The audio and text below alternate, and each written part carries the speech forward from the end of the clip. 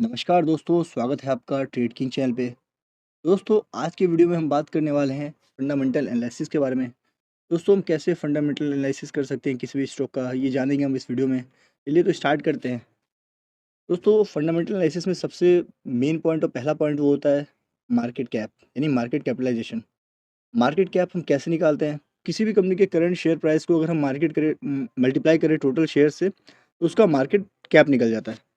अगर हम इसका एग्जाम्पल लें, तो मान लीजिए कोई कंपनी है ट्रेड किंग, ठीक है। उसके जो टोटल नंबर ऑफ शेयर्स हैं वो है 10 करोड़। उसका करंट मार्केट प्राइस है 100 रुपीज़। तो दोस्तों, हम इसको फिर मल्टीप्लाई करेंगे जब 10 को इंटू 100, तो ये 1000 करोड़ इसका मार्केट कैपिटलाइजेशन यानी मार्केट कैप निकल गया। ठीक है दोस्तों, तो ये था मार्केट कैप। अब हम बात करते हैं दूसरा, जो सेकंड मोस्ट इंपॉर्टेंट है, वो है पी रेशियो, यानी प्राइस टू अर्निंग रेशियो, जिसको price to earning per share बोलते हैं। Price to earning per share ratio जो दोस्तों ये होता है कि अगर मान के चलें हम कि कोई भी कंपनी है ट्रेड की, ठीक है, उसका करंट मार्केट प्राइस है, यानी जो प्राइस है उसका वो है 1000 रुपीज़। 1000 रुपीज़ पे अभी ट्रेड कर रहा है, और ईपीएस यानी अर्निंग पर शेयर है 100 रुपीज़। तो इसका जो पी रेशियो निकलेगा वो निकलेगा 1000/100 = 10। ठीक है दोस्तों, पी रेशियो जो होता है वो इंडिकेट करता है कि कोई भी स्टॉक वो कितना महंगा है या सस्ता है। जैसे आप मान के चलिए कि पी रेशियो इस कंपनी का आया 10। अगर सेम एग्जांपल हम लें और उसमें अगर पी रेशियो 20 निकल के आता है, तो उन दोनों कंपनी का हम कंपैरिजन करें तो हम जिसका पी रेशियो कम होगा उस कंपनी को हम बाई करेंगे। ठीक है, उसको हम रिकमेंड कर सकते हैं, कंसिडर कर सकते हैं। दोस्तों, यहाँ पे जो आइडियल पी रेशियो रहता है वो 15 से 20 के बीच में रहता है, यानी हमें 20 से ऐसी कंपनी के शेयर में इन्वेस्ट करना चाहिए जिसका जो पी रेशियो वो 20 से कम हो। ठीक है दोस्तों, इसका जो थर्ड इम्पॉर्टेंट पॉइंट है वो है पीवी रेशियो, यानी price to book value ratio. दोस्तों, बहुत सारे ट्रेडर जो है इसको इग्नोर करते हैं कि पीवी रेशियो को, हालांकि पीवी रेशियो बहुत ही इंपॉर्टेंट एस्पेक्ट है, बट इसको काफ़ी लोग इग्नोर करते हैं। दोस्तों, हम पीवी रेशियो कैसे निकालते हैं, price to book value ratio. सबसे पहले प्राइस टू बुक वैल्यू क्या होता है? प्राइस टू बुक वैल्यू होता है share price upon book value पर शेयर। ठीक है, प्राइस वैल्यू क्या होता है, प्राइस टू बुक वैल्यू क्या होता है, share price upon book value पर शेयर। बुक वैल्यू क्या होता है? बुक वैल्यू होता है असेट्स माइनस लायबिलिटीज। दोस्तों, असेट्स क्या होता है कि जो कंपनी है, जिस जहाँ से कंपनी का पैसा आता है, जैसे कंपनी के ऑफिस वगैरह है या कंपनी ने कहीं पे रेंट पे दे रखा है। लायबिलिटीज क्या होता है दोस्तों, कि जहाँ पे कंपनी को पैसा देना है। ठीक है, तो अगर हम एसेट्स माइनस लायबिलिटीज करें तो बुक वैल्यू निकल जाता है।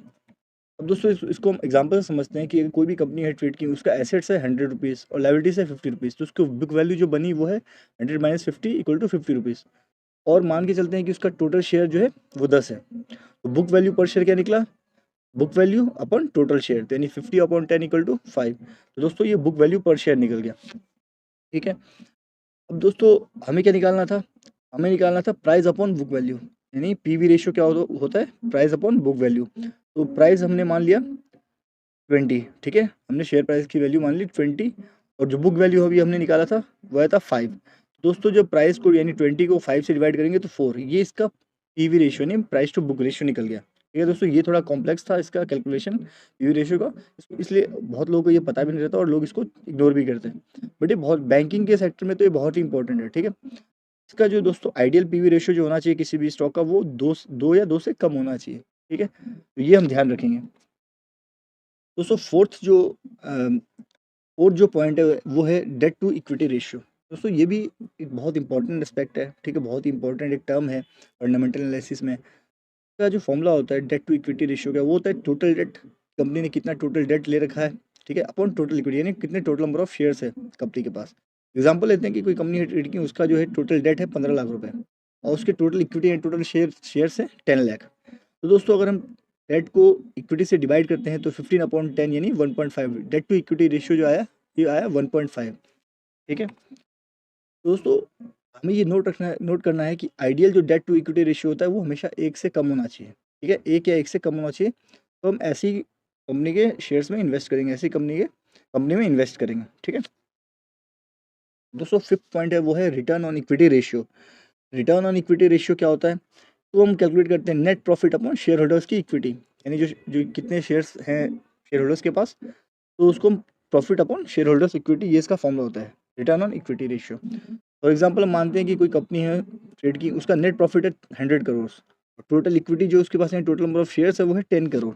तो हम इसको डिवाइड करेंगे तो हमारा रिटर्न ऑन इक्विटी रेशियो निकलेगा 10।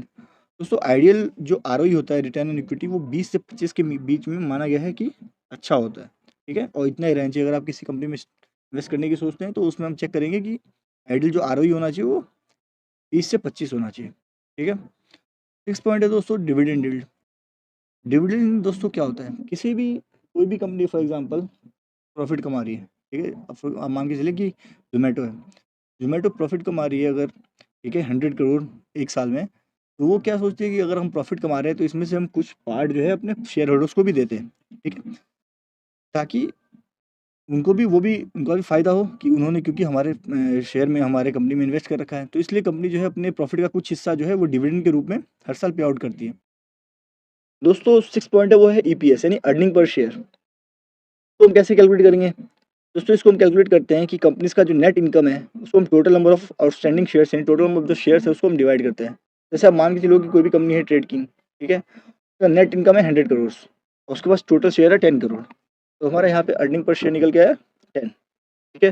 दोस्तों अर्निंग पर शेयर का कोई भी फिक्स जो है वो रेंज नहीं है, ये हमेशा ज़्यादा ही होना चाहिए, ये जितना ज़्यादा होगा उतना अच्छा है।